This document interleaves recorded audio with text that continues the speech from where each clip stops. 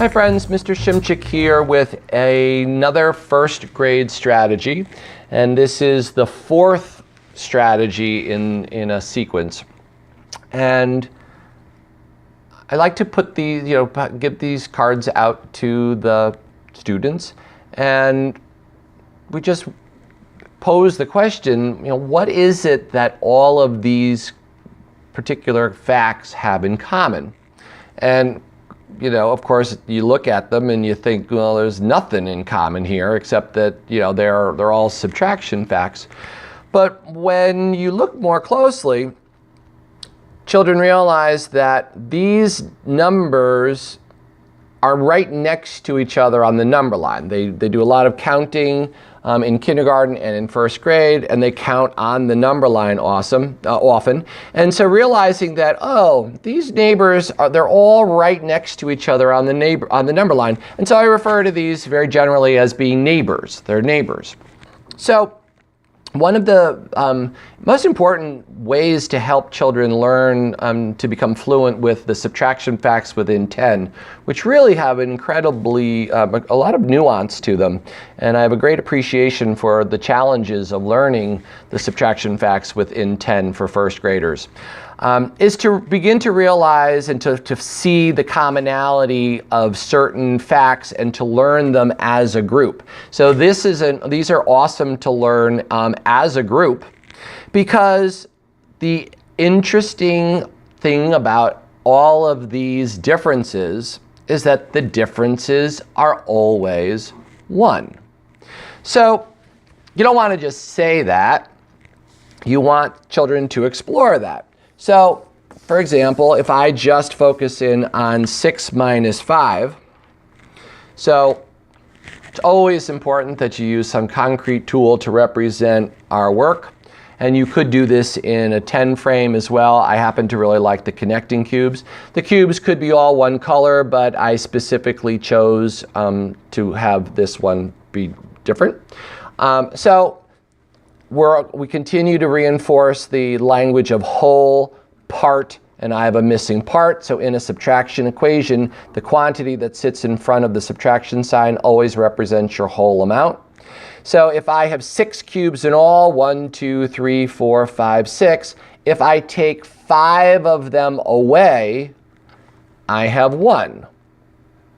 And if I put them back together, I know that I have 1 plus 5 equals 6. So we just continue to explore. So, well, what if I have 8 and I take away 7? Well, 1, 2, 3, 4, 5, 6, 7, 8. There's my 8 cubes.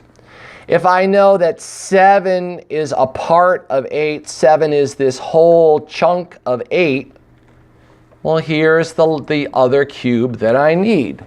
So once again, if I have 8 and I remove 7, I have 1 left.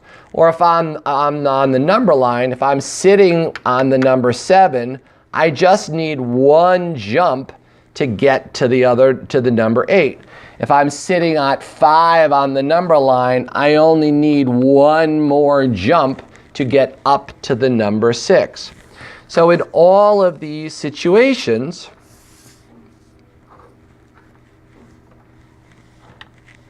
seven minus 6, 1, 2, 3, 4, 5, 6, 7 cubes.